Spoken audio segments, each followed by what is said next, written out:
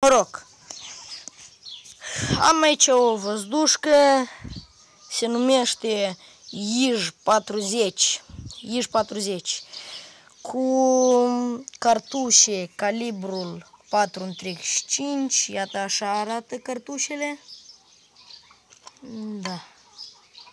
Și a mie mi-a rămas puține deja, am mai împușcat cu ea, dar m-am hotărât să fac un video să vă arăt și vouă cum împușcă. Da, iată așa așa cartușul. Am o băncuță în care am ochit, iată aici, au făcut găuri, adâncituri, da. Dar eu voi ochi în altă băncuță nouă. Asta e cea veche, asta e cea nouă. Eu în ea am împușcat doar de 2 ori, aici și aici, dar nu-i nimic. Da, ducem să o instalăm, ținta noastră. Așa. Am pus-o. Da. Ducem, punem ca să se vadă ținta noastră. Voi trage cu văzdușca de aici, din drept cuțeava aceasta, încolo, în băncuță. Da. Punem ca să se vadă.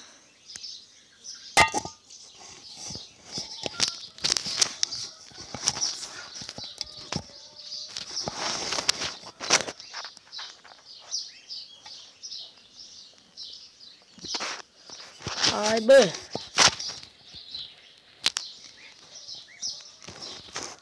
Nu știu, bă.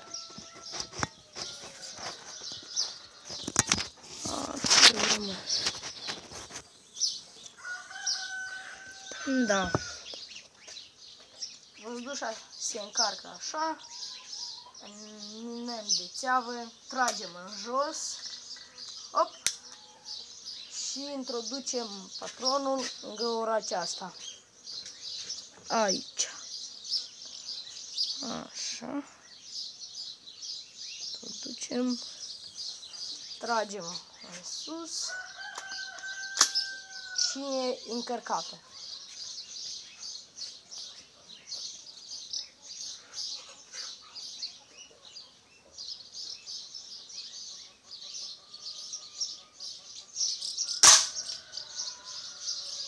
Am ochit.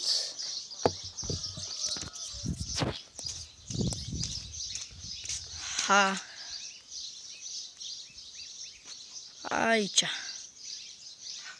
Direct lângă acealaltă veche, în care am mai ochit. A crăpat băncuța. Mă tin că nu se vede, dar a crăpat-o. Mai încercăm o dată să mai ochim.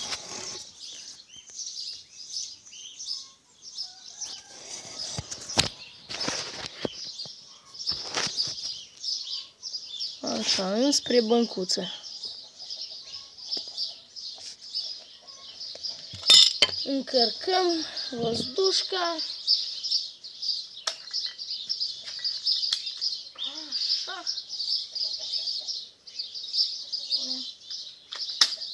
Ne ducem și tragem.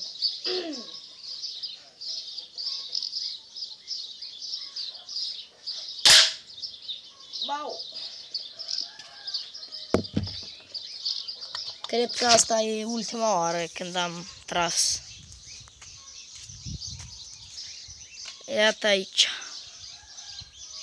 Am ochit eu.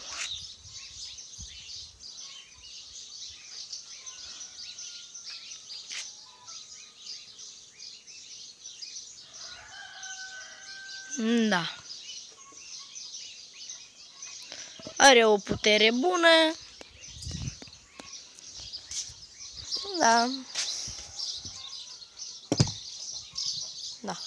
Cu voi a fost Moise Încrodean.